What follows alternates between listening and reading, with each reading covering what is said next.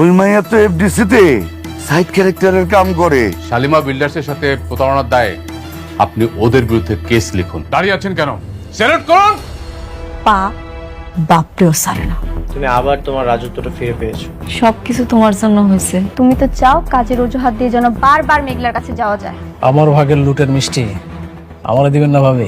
ভালোবাসার আগুনে এবার ধন সম্পত্তি টাকা পয়সা সবকিছু পুরো ছাই হয়ে যাবে। 50 বিঘে খাস জমির উপরে একটা নিলাম ডাক হচ্ছে। ওই জমিটা যেভাবে হোক আমাকে পেতে হবে। সাব্বিরকে তুমি মূর্খ ভাবো তাই না? তুমি যেভাবে বলেছিলে আমি ঠিক সেভাবে করছি।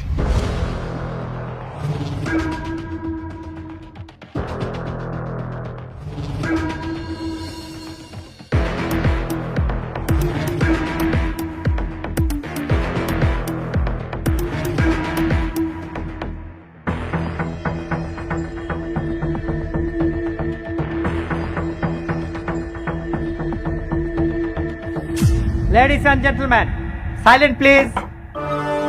গুড আফটারনুন সবাইকে। আজকে পূর্বাচল 100 একর প্রাইম ল্যান্ডের মেগা নিলাম হতে যাচ্ছে। পকেটে টাকা বেশি যার, জমি তার। সো সবাই টেক দ্য চ্যালেঞ্জ, যার সরকারি বেস প্রাইস হচ্ছে 200 কোটি টাকা। এখন আমি নিলাম শুরু করছি। 200 কোটি 1, 200 কোটি 2, 230 কোটি। অনিক সাহেব 230 কোটি। দারুণ শুরু করলেন অনিক সাহেব। 230 কোটি 1, 230 কোটি 2, 250। জব্বার সাহেব 250 কোটি টাকা। সুন্দর। 250 কোটি 1, 250 কোটি 300 কোটি। বাহ, রকেটের গতিতে ছুটছে নিলাম। 300 কোটি টাকা। 300 কোটি 1, 400 কোটি টাকা। আলতাফ সাহেব 400 কোটি টাকা। নিলাম এখন 400 কোটি টাকাতে। 400 কোটি 1, 400 কোটি 2, 500 কোটি টাকা। ও মাই গড, শালিমা গ্রুপ 1 লাফে 500 কোটি টাকা। দারুণ হচ্ছে। 500 কোটি 1, 550। জব্বার সাহেব 550 কোটি টাকা। তাহলে আমরা দেখতে পাচ্ছি এই জঙ্গলে আর কোনো বাঘ আছে নাকি যে রয়্যাল বেঙ্গল টাইগারকে টপকাবে। 550 কোটি 1, 550 কোটি 2, 600 কোটি। অনিক সাহেব কোনোভাবেই মাঠ ছাড়তে চান না, তিনি মাঠ ছাড়তে নারাজ। 600 কোটি টাকা। 600 কোটি 1, 600 কোটি 2, 650 কোটি।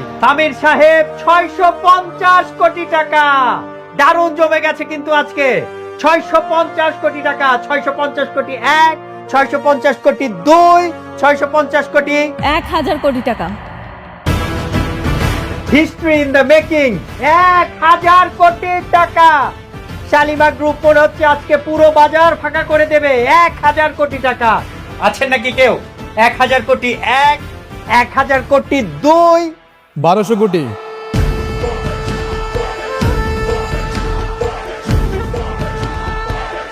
আরে এই ফকিরের বাচ্চা এখানে কি করে? এত টাকা কোথা থেকে আসলো?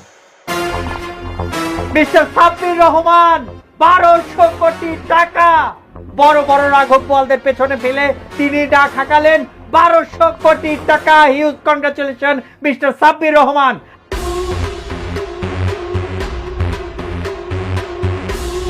আছেন কি কেউ এখানে তাকে বিট করার মতো, নাকি তিনিই হবেন বনের রাজা? 1200 কোটি 1, 1200 কোটি 2, 1300 কোটি টাকা। 1300 কোটি টাকা। শালিমা গ্রুপ 1300 কোটি টাকা বলেছে। দারুণ।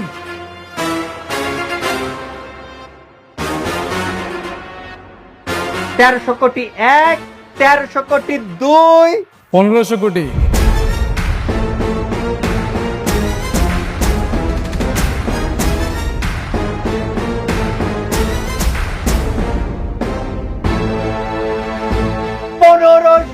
কোটি টাকা। Huge break. দারুণ একটি অ্যামাউন্ট বললেন। 1500 কোটি টাকা। Huge congratulation mister Sabbir Rahman. আপনি অনেক বড় বড়দের পেছনে ফেলে 1500 কোটি টাকা দাম হাঁকিয়েছেন।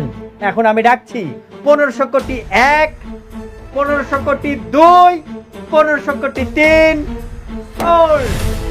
Thank you mister Sabbir Rahman. 1500 কোটি টাকায় সোল্ড হয়ে গেল মিস্টার সাব্বির রহমানের কাছে।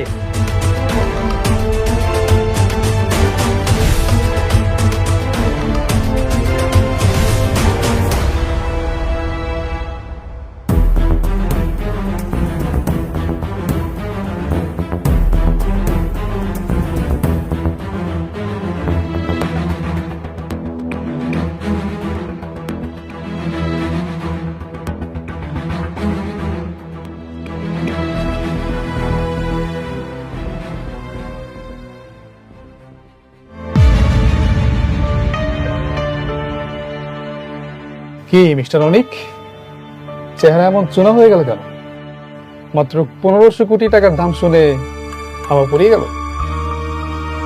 আমি তো আরো ভাবছি পুরো ঢাকা শহরের সবকিছু কিনে দেবে শালিমা বিল্ডার্স, কিন্তু এখন তো দেখছি আপনার একটা মাটির প্লট কেনারও সাধ্য নাই।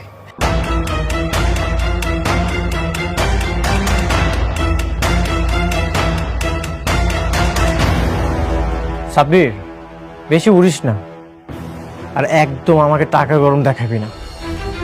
দুদিনের ফকির, হঠাৎ করে আলাদিনের চেরাক পেয়েছিস, আর এটা পেয়েই নিজেকে রাজা মনে করছিস? তোকে মাটিতে নামাতে চোখের পলকই যথেষ্ট। আমাকে মাটিতে নামানোর জন্য তোমার সেই ক্ষমতা আর নেই অনিক। খুব বেশি বাড়াবাড়ি না ভালো না। কি বললে? বাড়াবাড়ি আমি করছি? বাড়াবাড়ি তো তোমরা আমার সাথে করলে। আমি তো জাস্ট ফিনিশিং দিতে আসছি। আর একটা কথা তোমাকে বলে রাখি, সিংহের চামড়া পড়লেই না সিংহ হওয়া যায় না। আজ থেকে এই রাজ্যের রাজা আমি, আর তোমরা বলে ফেলে দেওয়া মাঠের দর্শক। Goodbye, see and you.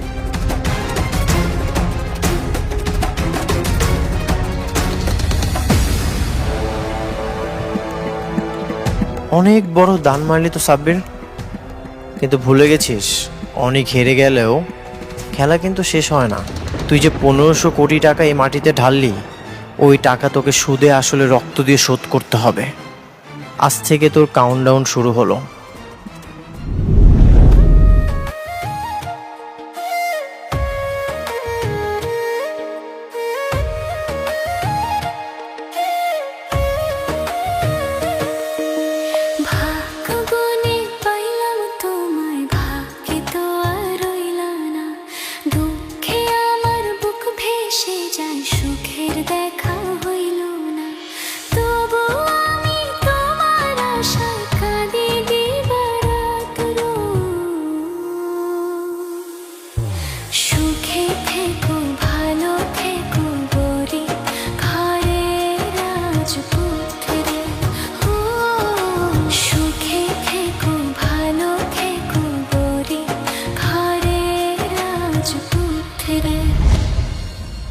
আজ তোমাকে বলতেই হবে, সাব্বিরের সাথে তোমার কি রিলেশন? যতই বন্ধু বন্ধু করো, আমি বিশ্বাস করি না। কেন বিশ্বাস করবে না? আমি কি ওকে বিয়ে করেছি, নাকি তোমার মতো আজকে এক বউয়ের সঙ্গে তো কালকে আরেক বউয়ের সঙ্গে রাত কাটাচ্ছি? বৃষ্টি, কথার মধ্যে মেঘলাকে টানবে না। তাহলে তুমি আমাদের কথার মধ্যে কেন সাব্বিরকে টানছো? ওর কি দোষ? সাব্বির এত টাকা কোথায় পেয়েছে? 1500 কোটি টাকা দিয়ে কিভাবে প্রজেক্ট কিনে নিল সেটা সাব্বির জানে, আমি কিভাবে বলবো? সেটা সাব্বির জানে, তুমি কিছুই জানো না। সাব্বির যখন প্রতিবার দাম বলছিল, আমি তোমাকে দেখেছি, তুমি ইশারা করছিলে। তুমি যা যা বলেছো সাব্বির সেটাই করেছে। হ্যাঁ, ইশারা করেছি, যা করেছি বেশ করেছি। এ একই কথা যদি আমি তোমাকে বলি, তুমিও যা যা বলেছো মেঘলাও তাই তাই করেছে। বিজনেস তো অনেক কিছু হতেই পারে, কিন্তু তাই বলে তুমি কি চাচ্ছ? তুমি তোমার এক্স বয়ফ্রেন্ডের সাথে বিজনেস করতে যাচ্ছ?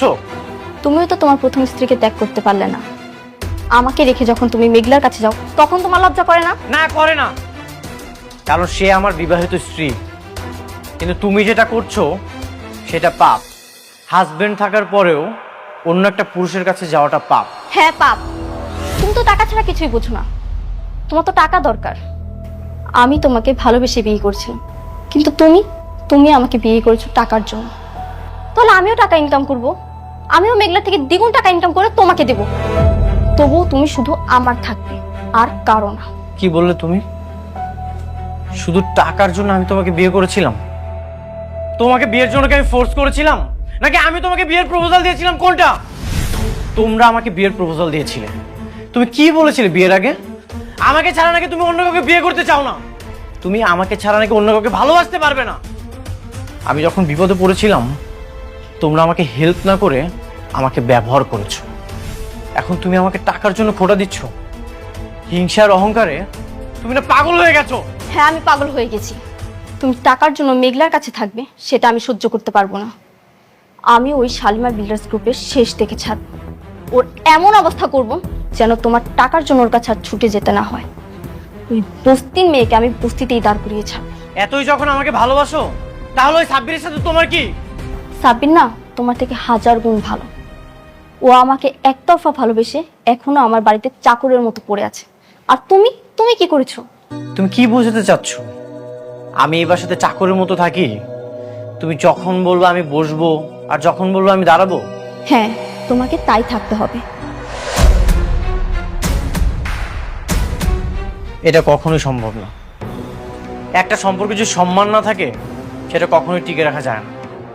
তুমি এতদিন আসল রূপটা আড়ালে রেখে যে ভালোবাসার অভিনয়টা করেছো সেটার জন্য তোমাকে অনেক ধন্যবাদ। অনেক সুন্দর অভিনয় তুমি করেছো। তুমি না সাইকো হয়ে গেছো, অসুস্থ রোগীর মতো হয়ে গেছো তুমি। হ্যাঁ, আমি সাইকো হয়ে গেছি। আমার সাথে থাকতে হলে আর এই বাড়িতে থাকতে হলে তোমাকে আমার কথা শুনেই থাকতে হবে। একটা কথা মনে রেখো, মুখে ভালোবাসি বলে ভালোবাসাটা হয়ে যায় না। ভালোবাসাটার জন্য দরকার হয় একে অপরের প্রতি নিঃস্বার্থ সম্মান, বিশ্বাস, আর যে কোনো পরিস্থিতিতে আঁকড়ে ধরে রাখতে হয়, যেগুলোর একটাও তোমার মধ্যে নেই। থাকো তুমি তোর অহংকার নিয়ে।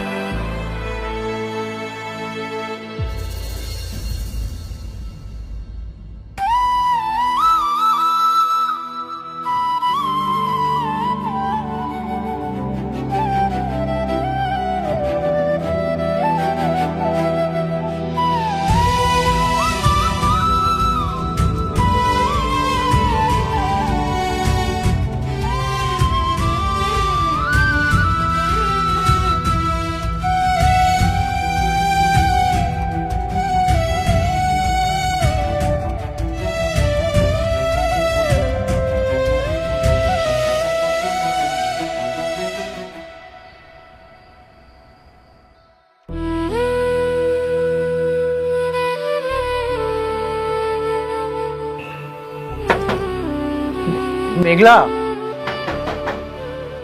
মেঘলা,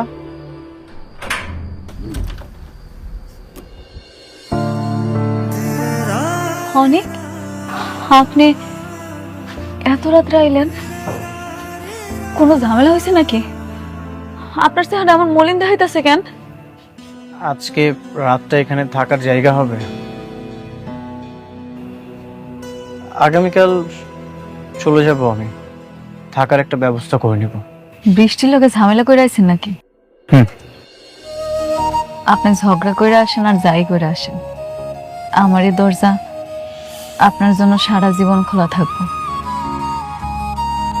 আরে এখানে খাওয়া খাওয়া কি তোরা এত কথা কবি? ভিতরে নিয়ে আয় বাবা, আসো ভিতরে আসো। আসো বাবাজি, ভিতরে আসো। আহেন ভিতরে আহেন।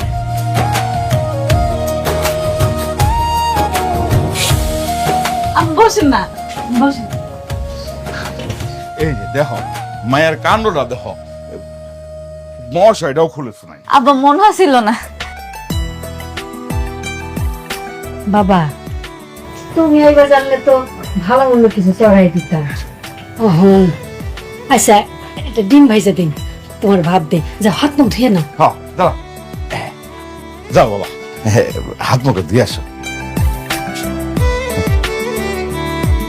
এই তোমাদের খেয়াল রাখিস, কিছু লাগলে ডাক দিস। নিয়ে যা, আপনি দিয়ে আসো। আচ্ছা, এই যে পানি রাখলাম বাবা। আই, আর কিছু লাগলে কইস আমারে। হাত মুখ ধুয়ে না বাবা, আমি খাওয়ার জোগাড় করতেছি। আচ্ছা আপনি যান, হাত মুখ ধুয়ে নেন, আমি নাহলে একটা ব্যবস্থা করি। আব্বার তো লুঙ্গি আছে, হেরা আপনার দি। আমি নিয়ে আই, হ্যাঁ আমি যান, হাত মুখ ধুয়ে।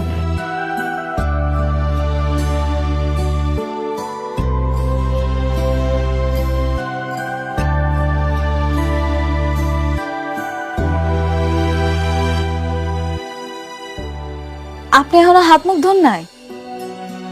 আসলন কল করে চলেন, আসেন আসেন আসেন কইতেছি।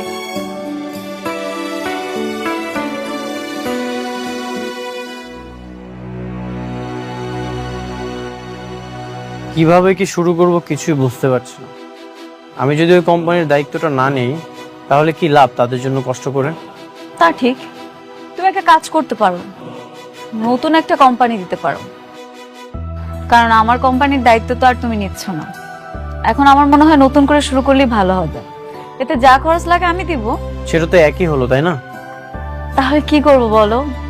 তোমার যেটা ভালো মনে হয় সেটাই করো, আমি তো তোমাকে জোর করতে পারি না। আপনি শিওর? আচ্ছা আচ্ছা আচ্ছা, ঠিক আছে, আমি দেখছি। ম্যাডাম সরি, আপনাদের কথা মাঝে আমাকে আসতে হলো। জরুরি একটা ইনফরমেশন ছিল। বলেন না, অসুবিধা নাই। গতকাল সাব্বির নামে যে নিলামটা কিনেছেন উনি আসলে ওমর জাফরের সহযোগিতায় এই কাজটা করেছেন। ওমর জাফর কে এসে? ওমর জাফর স্যার ওই আমাদের সালিমার গ্রুপের মতন একজন মালিক। আমাদের চেয়ারম্যান স্যারের বলতে গেলে শত্রু ছিলেন এক সময়। এবং ওমর জাফর কিন্তু খুব বাজে লোক ম্যাডাম। ওমর জাফর সারা জীবন সালিমার গ্রুপের সাথে একটা কম্পিটিশন ছিল। তার মানে বৃষ্টি আর সাব্বির ওমর জাফরের মাধ্যমে টাকা গরম দেখাচ্ছে? আমি খুব ভালো মতোই জানি সাব্বির কিছু নেই। সাব্বির যত কিছুই করুক, বৃষ্টির বাবা ওর জন্য কখনোই কিছু করবে না। ম্যাডাম, ওমর জাফর সাহেব সাব্বির সাহেব এবং অনিক সাহেবের দ্বিতীয় স্ত্রীর মাধ্যমে আমাদের শালিমা বিল্ডার্সের অনেক ক্ষতি করার চেষ্টা করছেন। আপনি একদমই চিন্তা করবেন না, আমি ওমর জাফরকে সামলে নিব। ওমর জাফর সম্পর্কে আমার আরো জানতে হবে।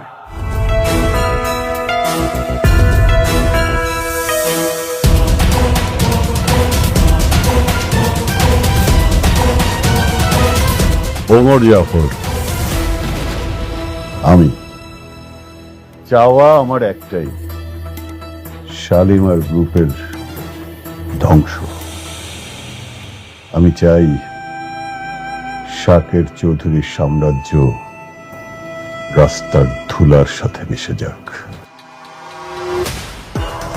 আপনার আর আমার চিন্তা একদম এক। আমিও চাই শালিমা বিল্ডার্স গ্রুপ ধ্বংস হোক।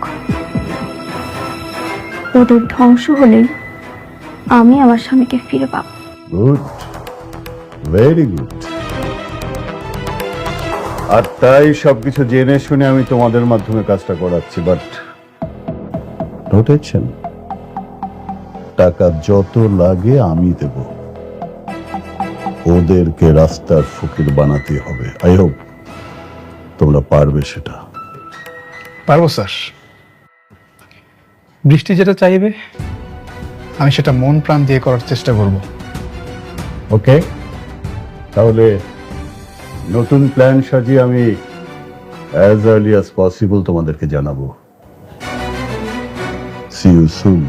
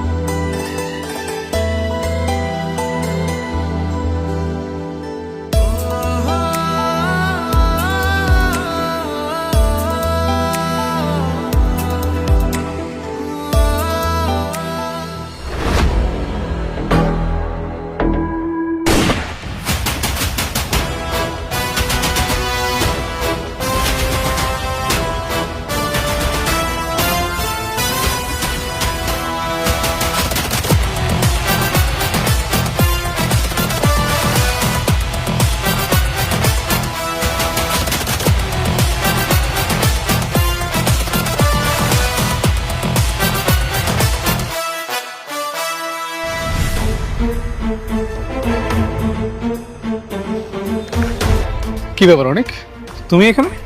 কিছু হয়েছে নাকি? তুই কেন গুলি করেছিস? কার হুকুমে তুই গুলি চালিয়েছিস?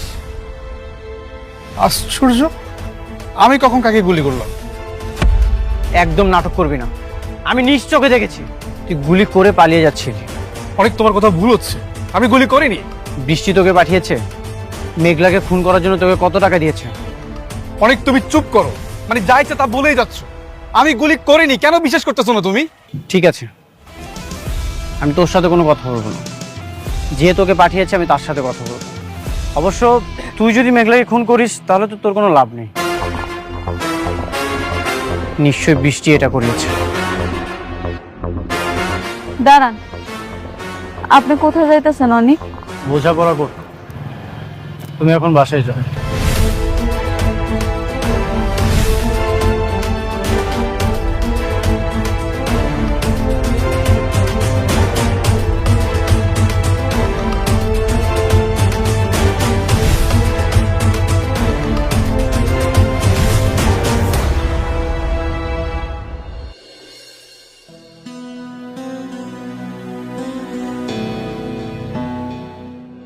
বৃষ্টি, এদিকে আসো, তোমার সাথে আমার বোঝাপড়া আছে।